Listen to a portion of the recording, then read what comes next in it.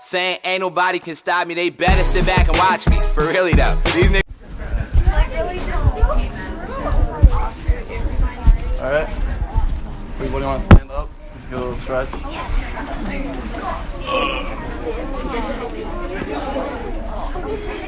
Whatever you gotta do, give you like 30 seconds. Stretch out.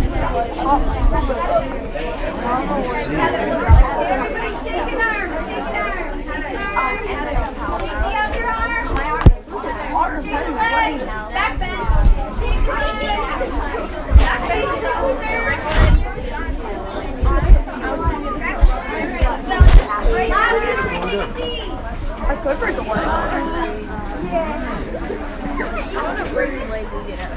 Okay. Good stretch. So, I don't do this very often. I'm gonna ask you guys to bear with me, but so if my voice is a little shaky, you know why. My name's Austin. How's everybody doing today? Pretty good? Awesome. You can call me Wood, that's a nickname. But my story I'm going to be telling you guys is a little different from the other ones already told today. And it's called The Most Sensitive Man Alive Before the Fragility. And it was written by a man named RL. I don't know if you guys have ever heard of the author. No, a little different than that. But let me just paint you a picture, give you a little background. So RL, he's a director, he's a man of many talents. So he's a director, he washes dishes for a living, and he's also a musician, so he makes music as well. And that sort of ties into the creativity behind the story. So let me just set the scene for you. There are two main characters in our story. One, his name's AI, which stands for always introversive. If you guys know what an introvert is, then that'll make sense. It'll play into the story. And AI, he's a normal teenager, just like some of you guys here. And the one thing that sets him aside from his best friend, we're going to get into in a moment here, is that he's extremely infatuated with this video game. Some of you guys may have heard it, and it's called Super Mario Odyssey. I don't know if you play that game, but he's just extremely infatuated with that game, different challenges within that, and that ties into the story.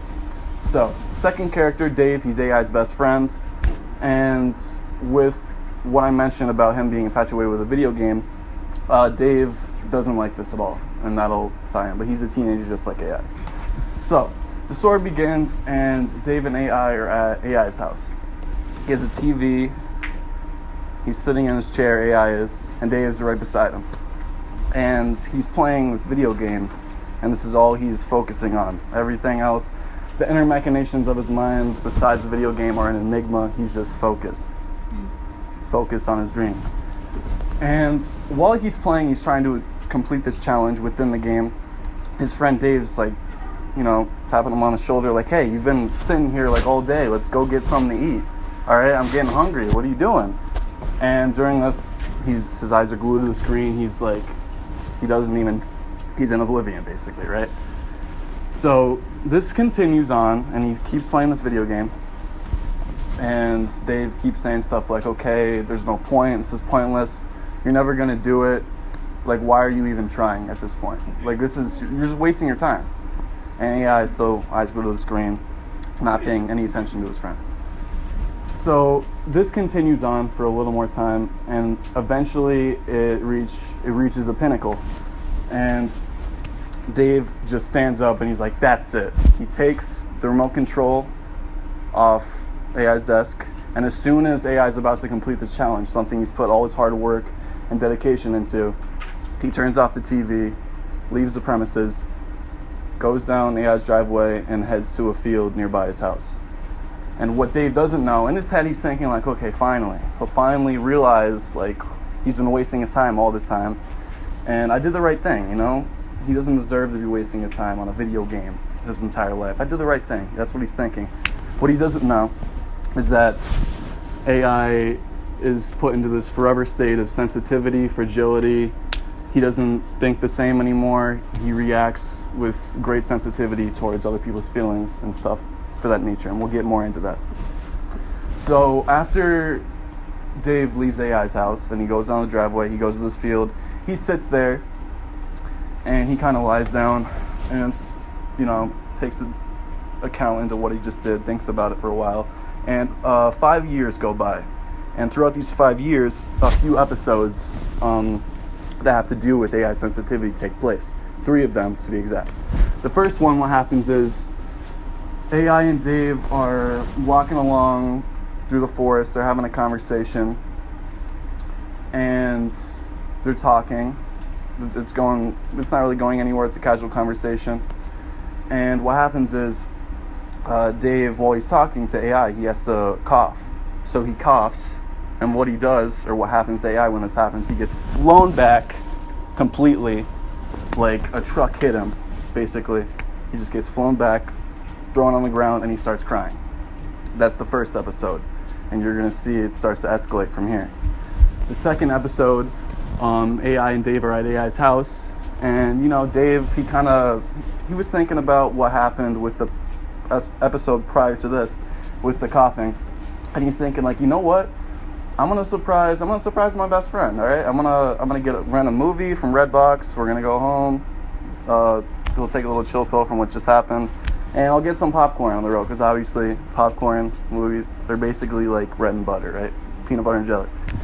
So he does this, and he puts the popcorn in the microwave, and basically he's surprising AI. AI doesn't know he's at his house, and the popping of the popcorn, it starts to pop. That's expected.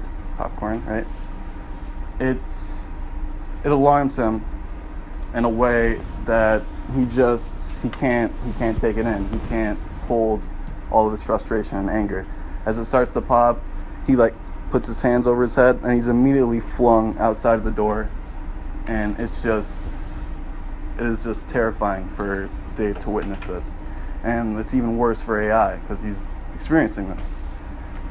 So we get our way into the final episode that happens with this sensitivity, and it's at this point where their friendship is kind of parted ways with one another, and it's kind of sad to say that. But what happens in this episode, they're walking together, I guess you could say, throughout the same forest the coughing episode occurred. And with that being said, AI is following Dave. Dave doesn't realize, or it's the other way around. Dave is following AI. He doesn't realize it. And obviously Dave, he hates, raise your hands. Has anyone here ever been annoyed by flies or bugs, for that matter? They just buzz around your ear, right? Am I right here? So he hates flies, like any of you guys who just raised their hands. And he's clapping, he's trying to kill these flies that are buzzing around him. And AI's right next to him, unexpectedly, and he just covers his ears, he starts screaming like a madman, and he falls to the ground. That's the final episode. So 5 years pass, and we go back to where Dave was on the ground after doing what he did with the video game, turning it off at AI's house. So he's lying here, and we're introduced by a new character, and we're going to be referring to him as the interviewer, all right? So the interviewer approaches Dave, and he's like, "Hey, Mr. Dave, how's it going? I've heard so much about you. How's your day been?" And Dave's kind of thinking, like, what? Like, how is he? I've never met this man in my life. How does he know my name?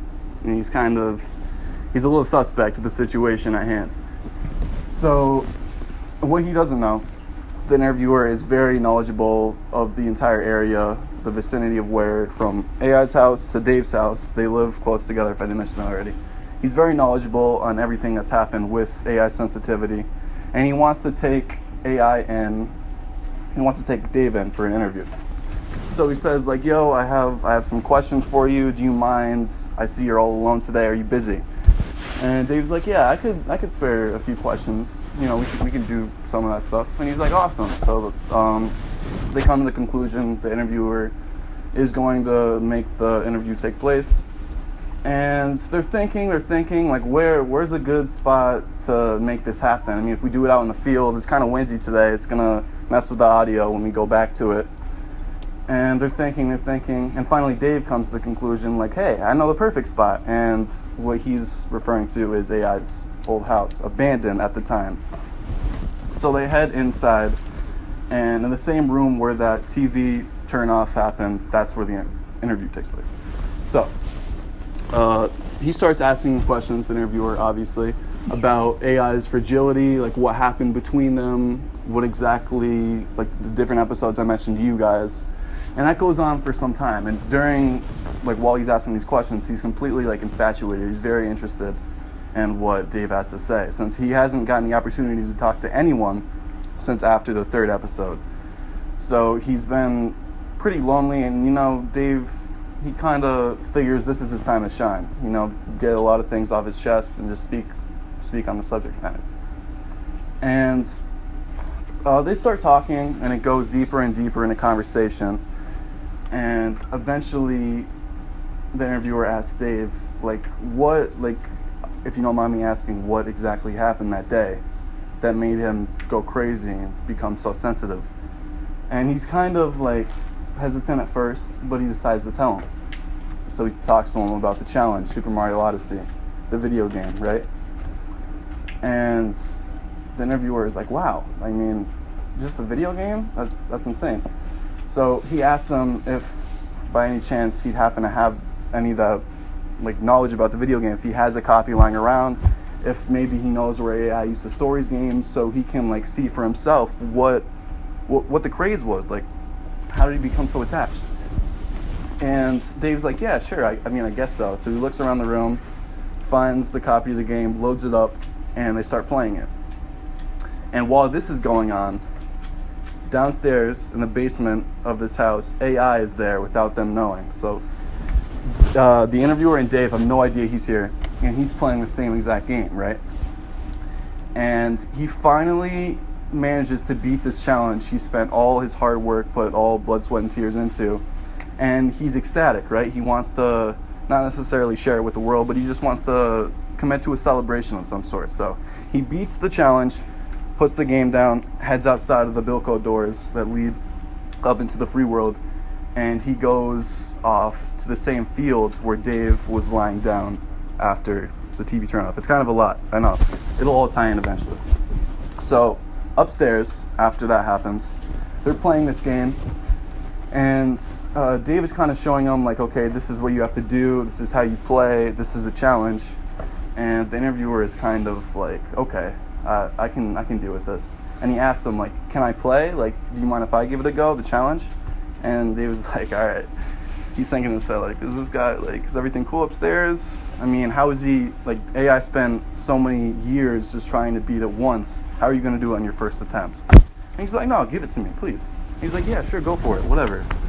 Lunatic. So, he starts the challenge up, and first attempt, no joke, he beats it right after AI beat it downstairs, and he retains and gets the world record from AI that he just got. So he basically takes his passion away in a nutshell that he just worked so hard on. He gets it first try without even putting in like zero effort at all. So they're kind of like, oh wow, and Dave is completely perplexed. He's like, okay, this is crazy. I've never seen anything like this. And their conversation continues, right? And the interviewer asks, like, do you know, like, when was the last time you've seen your friend? Like, is there any way you could, like, this is gonna sound crazy, but is there any way we can maybe even, like, see him in a local field somewhere? Like, we can find him, just so I can see for myself. I believe you, but I just want to see with my own eyes, like, how sensitive he really is. And Dave's like, yeah, I could spare some more time. We can look around, whatever. So they leave the house. And Dave is still kind of perplexed about what just happened, him beating the challenge first go. And they head back to the same field where Dave went to after he turned off the TV before the 5 years passed. So they head back there, and immediately they see AI in the field, and he's facing the horizon. He's just, everything's peachy inside his mind, everything's happy, and he's just not thinking about anything. He's just kind of in his own daze, just staring off. And they're like, they both see him simultaneously, and they look at one another, and they're like, whoa, like, that wasn't even 2 minutes, like, wow, we're doing great on time here. So they go over, and Dave is just completely like, what? He is perplexed. He doesn't even know what to think at this point. There's his friend, or his former friend, he hasn't seen in like 2-3 years since that last episode. He's standing right in front of me, like, he doesn't even know what to think about this. And the interviewer takes this into account, and he asks, he has his camera with him, the same one he used to interview Dave in the first place, and he asks him like, yo, Dave, can you hold this for me? And Dave's like, yeah, sure, whatever. And the interviewer starts to take off. He starts to walk towards AI. He's walking in his direction where he's still watching the horizon. And Dave's like, yo, what are you doing? He's kind of like, he has an idea of what he's about to do, but he's not sure if he's really going to do it. He's not sure if he's joking or what's happening. So he follows him with the camera, and he's like, yo, what are you doing? And from there, the interviewer approaches AI, pokes him in the back, which causes AI to fall to the ground, ending the story, and that's where it ends.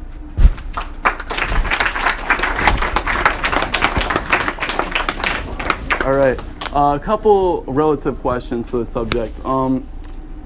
By show of hands, have you guys ever experienced something where you suffered a loss, like something that wasn't even in your control? Maybe it was like a sports final that ended with a coin toss, something you really couldn't control. Maybe you're playing video games like them. Anybody? So a couple people, right? So how do you think that made AI feel? Like he's so passionate about one thing, and that just gets taken right out of, just thrown out the window. Anyone? Yeah. I know when something happens to me that I feel pretty helpless. And build on that. Yeah, absolutely. So she said, yeah. I got a question. What was so special about Mario Odyssey that causes sensitivity? Well, basically with that, it's a great question. AI was just he had a lot of passion for the game, and he just grew really attached to it, to the point where that's all he did. So that basically became his, it was like love at first sight. He found the game, he got attached to it, and from that point he just kept trying and trying and trying. So then the sensitivity just, his reaction time is so great that even if you touch him, he'll not think, oh. Yeah. I thought something and I think this is a more Exactly. modern story. Obviously, there's a few things that you obviously when people get attached to a game and they don't see anything else happening around them, do they? How many people play video games? And how many times has your mom said, it's dinner time, and you're like, I just gotta finish this, I gotta finish this. And then mom comes down and unplugs it or something, and that makes you angry. I think this story kind of just takes it to another level. Right. Because, the AI was so attached to the game that, that's all he could think about. And when it was taken from him, he just kind of went a little nuts. And I think that's the whole idea of the story. And, Exactly. in order for him to get it back, he just never recovered from it. Which Exactly. is kind of, again, it's, hopefully that doesn't really happen in real life. But again, it's a story. And different stories have different purposes. And what, is there some morals to this that you can take? Yeah, anybody? Any ideas? Yeah, go ahead. Always remember that online games can't be lost. Yeah. Oh, online games can't be paused. I don't play them, so I don't know. Yeah. Don't get attached to something that can't love you back. Oh, I love that. Yeah. That's a good one, yeah.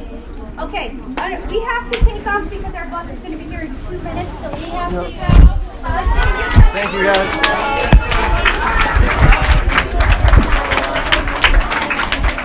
Look, so let's do it, huh? Cause we ain't ever done it, it's just me.